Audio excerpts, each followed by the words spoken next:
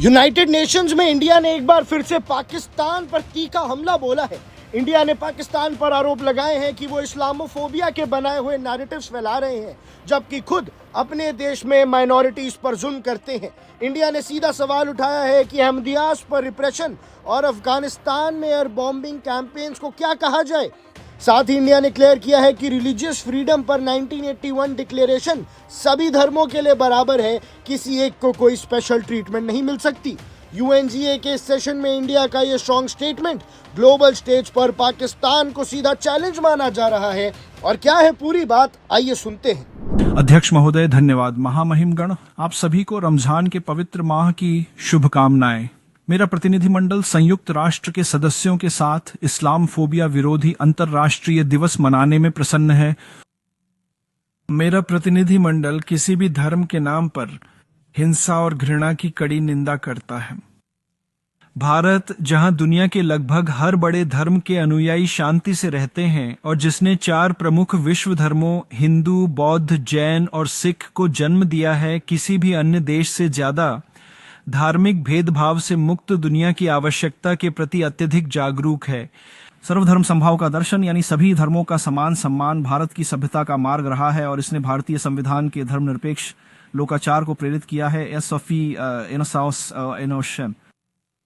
अध्यक्ष महोदय, इतिहास गवाह है कि धर्म का राजनीतिकरण शिकायतों का समाधान नहीं करता। भले ही इरादे अच्छे हों, वे ऐसी चयनात्मक ध्रुवीकरणकारी बातों को वैधता देने का जोखिम उठाते हैं जो आगे चलकर विभाजन को बढ़ावा देती हैं। संयुक्त राष्ट्र की कल्पना धर्म, संस्कृति और राजनीति से परे एक संस्था के रूप में की गई थी। इसकी विश्वसनीयता सार्वभौमिकता और निष्पक्षता पर टिकी है। इसलिए हम ऐसे ढांचों के प्रति सावधानी बरतने का आग्रह करते हैं जो धर्म द्वेष के सभी रूपों को संबोधित किए बिना केवल एक धर्म पर केंद्रित हों। यही कारण है कि 1981 का धर्म या विश्वास आधारित असहिष्णुता और भेदभाव उन्मूलन घोषणा पत्र हमारी राय में एक बहुत ही संतुलित और स्थायी साधन बना हुआ है, जो किसी को भी विशेषाधिकार दिए बिना सभी धार्मिक अनुयायियों के अधिकारों को सुनिश्चित करता है।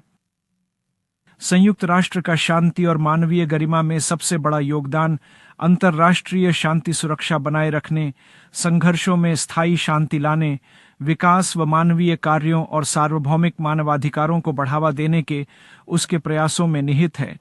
ये कार्य बिना किसी धर्म के भेदभाव के किया जाता है। धूप की तरह वैश्विक सार्वजनिक वस्तुएं सभी को संबद्धताओं के बावजूद उपलब्ध होनी चाहिए। संयुक्त राष्ट्र ने संघर्ष समाधान, गरीबी उन्मूलन और नागरिकों की सुरक्षा पर अथक कार्य से अपनी विश्वसनीयता बनाई है।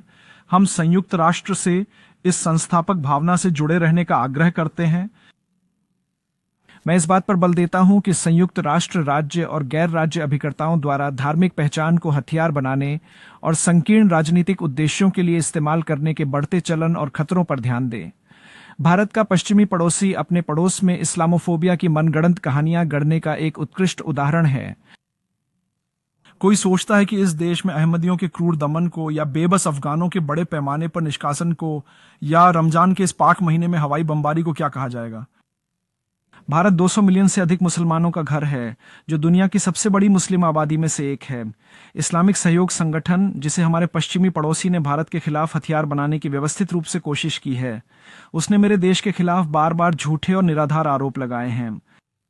भारत में मुसलमान जम्मू कश्मीर के भी अपने प्रतिनिधि चुनते हैं जो उनकी बात रखते हैं।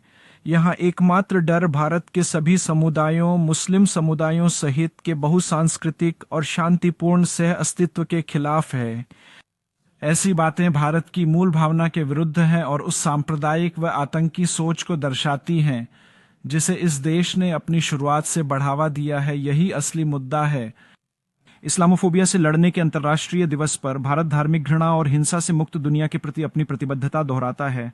हम संयुक्त राष्ट्र से आग्रह करते हैं कि वह अपने समय और सीमित संसाधनों का उपयोग हर धर्म के हर व्यक्ति के लिए समानता, गरिमा और कानून के शासन पर आधारित समावेशी समाज बनाने में करे। धन्यवाद, अध्यक्ष महोदय। Subscribe to One India and never miss an update. Download the One India app now.